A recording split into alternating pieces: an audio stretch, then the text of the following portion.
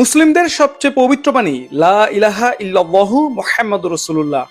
যে কালেমা একজন মানুষের ইমানের ঘোষণা, সেই কালেমায় লেখা রয়েছে সৌদি আরবের জাতীয় পতাকায়। আর সেই পবিত্র বাণীর প্রতি সম্মান দেখিয়েই বিশ্ব ফুটবলের সর্বোচ্চ আসরেও বদলে গেল বহু বছরের প্রচলিত এক নিয়ম।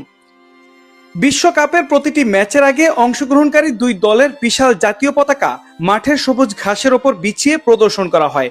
কিন্তু 2026 ফিফা বিশ্বকাপে উরুগুয়ের বিপক্ষে সৌদি আরবের প্রথম ম্যাচে দেখা গেল সম্পূর্ণ ভিন্ন চিত্র। সৌদি আরবের পতাকাটি অন্য সবার মতো ঘাসের ওপরে রাখা হয়নি, বরং পতাকা বাহকেরা সেটি কিছুটা উঁচুতে ধরে রেখেছিলেন।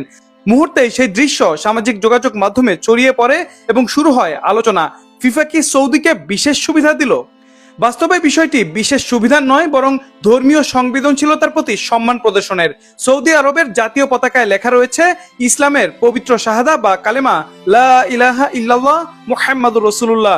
সৌদি আরবের প্রচলিত আইন অনুযায়ী এই পতাকাকে মাটিতে রাখা, নিচে ফেলে দেওয়া কিংবা অসম্মানজনকভাবে ব্যবহার করা নিষিদ্ধ। কারণ তাদের দৃষ্টিতে এটি শুধু একটি জাতীয় পতাকা নয়, বরং ইসলামের সবচেয়ে মর্যাদাপূর্ণ বাণী বহনকারী একটি প্রতীক। ফিফার স্থায়ী কোনো নিয়মে এমন নির্দেশনা নেই যে সৌদি আরবের পতাকা আলাদাভাবে প্রদর্শন করতে হবে। তবে আয়োজকরা সৌদি আরবের এই ধর্মীয় ও সংস্কৃতির সংবেদনশীলতাকে সম্মান জানিয়েই প্রচলিত প্রোটোকলে পরিবর্তন আনেন।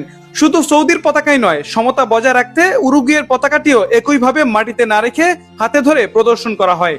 ম্যাচটি অনুষ্ঠিত হয় কানসাস সিটির অ্যারোহেড স্টেডিয়ামে। মাঠের লড়াইটাও ছিল দারুণ প্রতিদ্বন্দ্বিতাপূর্ণ। 41 মিনিটে আব্দুল্লাহ আল আমিরের গোলে এগিয়ে যায় সৌদি আরব। পরে 80 মিনিটে মেক্সিকো আরাউহো গোল করে উরুগুয়েকে সমতায় ফেরান। শেষ পর্যন্ত 1-1 গোলে ড্র নিয়ে মাঠ ছাড়ে দুই দল। তবে ম্যাচের ফলাফলের চেয়েও বেশি আলোচনায় উঠে আসে পতাকা প্রদর্শনের সেই ব্যতিক্রমী দৃশ্য। এটি অবশ্য প্রথম নয়। বিভিন্ন সময় মুসলিম খেলোয়াড়দের ধর্মীয় চর্চার প্রতি সম্মান জানিয়েছে ফিফা। 2014 সালে নারী ফুটবলে হিজাব ব্যবহারের অনুমোদন দেওয়া হয়, যার ফলে মুসলিম নারী ফুটবলারদের অংশগ্রহণের পথ আরো সহজ হয়। রমজানে রোজাদার খেলোয়াড়দের ইফতার করার সুযোগ দিতে ম্যাচে সংক্ষিপ্ত বিরতির নজিরও দেখা গেছে বিভিন্ন প্রতিযোগিতায়। বড় টুর্নামেন্টগুলোতে খেলোয়াড়দের নামাজ ও ধর্মীয় অনুশীলনের জন্য উপযুক্ত পরিবেশ নিশ্চিত করার ব্যবস্থাও রাখা হয়। তবে এটাও সত্য, পবিত্র কালেমার প্রতি শ্রদ্ধা শুধু সৌদি আরবের বিষয় নয়, বিশ্বের কোটি কোটি মুসলমানের কাছেই এটি ইমানের মূল ঘোষণা এবং ইসলামের সবচেয়ে মর্যাদাপূর্ণ বাণী।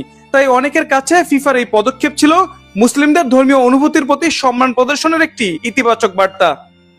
ফুটবল শুধু গোল, জয় পরাজয় আর ট্রফির গল্প নয়, কখনো কখনো এটি পারস্পরিক শ্রদ্ধা, সহাবস্থান এবং বৈচিত্র্যকে সম্মান করারও এক অনন্য উদাহরণ। আর সৌদি আরবের পতাকা ঘিরে বিশ্বকাপের এই মুহূর্তটি যেন সেই কথাটি আবার মনে করিয়ে দিল, বিশ্বাস ভিন্ন হতে পারে, সংস্কৃতি ভিন্ন হতে পারে, কিন্তু সম্মান সবার প্রাপ্য।